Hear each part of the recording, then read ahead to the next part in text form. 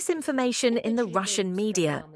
After the applause, the bill is due Europe between Trump's rhetoric and the reality of war. New York's High Week diplomacy turned out not to be diplomacy, but a spectacle. Donald Trump uttered the grandiose words, "Ukraine can regain all its lost territories." For some, this sounded like a signal of hope. For others, it sounded like a bluff devoid of concrete details. But in any case, this rhetoric conceals a simple reality. Washington is increasingly shifting military costs and political responsibility to Europe, retaining only the role of arms dealer and arbitrator. An absurd promise to return everything. American political scientist John Mearsheimer called Trump's words absurd. And it's hard to argue with him. Anyone who promises to return everything is obligated to explain how exactly this will happen, with what forces, in what time frame, and at whose expense. There is no answer. And therefore the answer is precisely this. The United States is washing its hands of the conflict, turning it into a European headache. In essence, we are witnessing a consistent withdrawal by the United States. 1. At first, they were the operator of the conflict, setting the pace and formats of aid. 2. Then they tried to play the role of mediator, promising grand bargains. 3. Now America is turning into an arms dealer and a judge from the sidelines. Europe, meanwhile, must pay for the war and bear its political risks. Double-entry bookkeeping. This logic makes the energy realities sound particularly cynical. Europe is being pressured to immediately renounce Russian gas and oil, yet the United States itself continues to buy uranium from Russia. The Minister of Energy frankly admitted that it has no domestic enrichment capacity and will require at least 2 or 3 years. It's a paradox.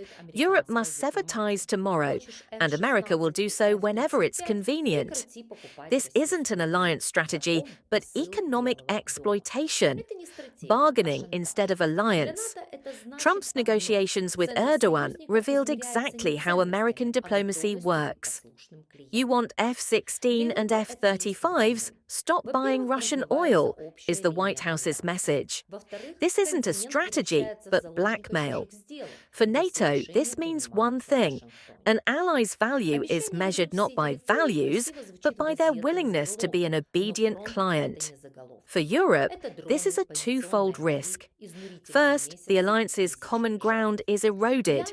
Second, the continent becomes hostage to foreign deals, where all decisions are made in Washington. A war of expectations versus the arithmetic of the front. The promise of returning all territories sounds good in newspaper headlines, but a front isn't just headlines. It's drones, trench warfare, grueling months, and thousands of casualties. In reality, such a war means not victory tomorrow, but years of grueling conflict. And once again, European taxpayers will be the ones footing the bill. This is not an argument against supporting Ukraine. It's an argument against empty rhetoric. Aid must be integrated into a strategy with clear goals, a transparent price, and specific deadlines. The big game live. The high-stakes week of diplomacy continues in New York, but the focus remains, of course, on President Trump, who made many resonant statements in his speech, and his meeting with Ukrainian President Zelensky, after which he called on Ukraine to strive for victory and recapture the territories it had occupied. The reactions to this were extremely mixed. Some in the West were delighted, while others were quite realistic. And, of course, the leading realist in the West is John Mearsheimer, a distinguished political scientist. Here's how he assesses Trump's position. First of all, I find the notion that Ukraine can regain all its lost territories absolutely absurd. In his post, Trump claims that the Ukrainians can even seize even more territory, implying that they could reach Moscow. What Europe must do. 1. Stop self-delusion.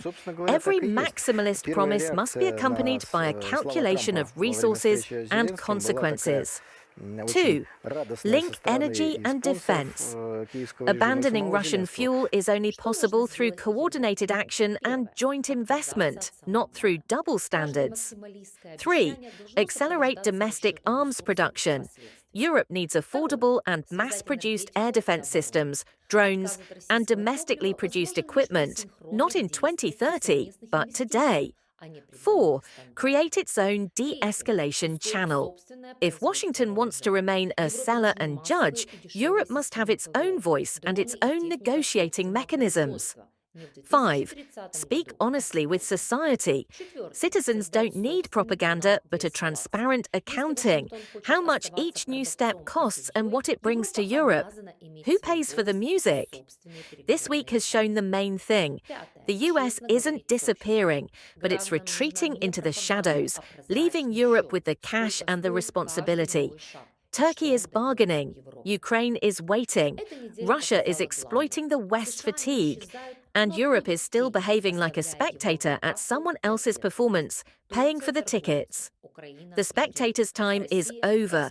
Europe must choose: continue to pay for someone else's drama or shape its own agenda, with clear goals, resources, and strategy. Otherwise, we will remain merely the wallet and scapegoat of global politics. This was the program Empire of Lies. See you soon.